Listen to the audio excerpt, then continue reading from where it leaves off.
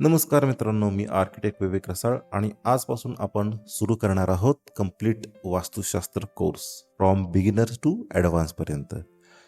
आपण या पहिल्या व्हिडिओमध्ये काय बघणार आहोत तर वास्तुशास्त्र म्हणजे काय, ते का महत्त्वाचं आहे आणि आजच्या आधुनिक आर्किटेक्चरमध्ये त्याचा आपण उपयोग कसा करतो.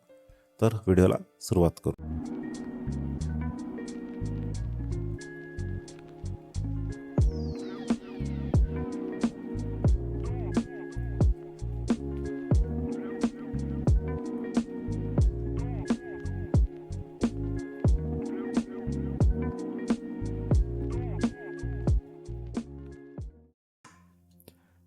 पहिल्या पार्टमध्ये वास्तुशास्त्र म्हणजे काय. वास्तुशास्त्र म्हणजे फक्त दिशा कोणती ठरवायची एवढंच नाही आहे. हे एक प्राचीन भारतीय वास्तुकला विज्ञान आहे, जे निसर्गातील 5 तत्व, दिशा, ऊर्जा प्रवाह आणि मानवी जीवनशैली यावर आधारित आहे. सरळ भाषेत सांगायचं झालं तर घर आणि ऑफिस सकारात्मक ऊर्जा देण्यासाठी कसं डिझाईन करावं हे वास्तू आपल्याला शिकवतं. वास्तूमध्ये निसर्गाचा काय संबंध आहे.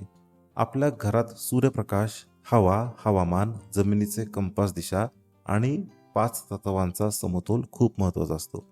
वास्तू सांगतं की जर हाऊस प्लॅन किंवा ऑफिसचा प्लॅन निसर्गाशी जुळलेला असेल तर त्याचा परिणाम आपल्या आरोग्यावर, मानसिक शांततेवर, आर्थिक प्रगतीवर आणि घरातील नात्यांवरही होतो. वास्तुशास्त्राचा इतिहास. वास्तूची संकल्पना ही वेदांपासून आली आहे. विशेषतः अथर्ववेद आणि स्कंद पुराणामध्ये यांचा उल्लेख आहे. पूर्वीचे जे राजवाडे होते, म्हणजे राजवाड्यांपासून मंदिरांपर्यंत सर्व बांधकामात वास्तूचा वापर होत असेल. आज आपण या प्रिन्सिपल्सला मॉडर्न आर्किटेक्चर आणि प्रॅक्टिकल डिझाईनमध्ये वापरतो. अथर्ववेदात वास्तुदेवता व त्याची स्थापना याबद्दल अनेक मंत्र आहेत, ज्यावर वास्तुपुरुष मंडल ही संकल्पना बनली. स्कंद पुराण हा तर 81,000 श्लोकांचा अत्यंत विस्तृत पुराण असून वास्तू, देवालय निर्माण, नगररचना, स्थापत्यशास्त्र याबाबत संपूर्ण माहिती देतो. आणि अजून एक वास्तुशास्त्र आहे, म्हणजे जैन दर्शनमध्ये एक वास्तुशास्त्र मिळतं, ते तर फार डिटेलमध्ये आहे. तर या सर्वांचा मी अभ्यास करून मी तुम्हाला हा कोर्स आणलेला आहे. तर वास्तू म्हणजे काय अंधश्रद्धा नाही आहे. बऱ्याच लोकांना काय वाटतं की वास्तू म्हणजे फक्त टोटके किंवा धार्मिक गोष्टी वाटतात, पण वास्तू यापेक्षा खूप वैज्ञानिक आहे. जसं की पूर्व दिशेला सूर्य उगवतो, त्यामुळे नॅचरल लाईट जास्त येते. दक्षिण दिशा ही गरम असते, त्यामुळे आपण तिथे बेडरूम थोडे अवॉइड करतो. हे एक प्युअर सायन्स आहे. आता याचा आधुनिक उपयोग आपण कसं करतो, म्हणजे आधुनिक आर्किटेक्चरमध्ये आम्ही वास्तू 3 कारणांसाठी वापरतो.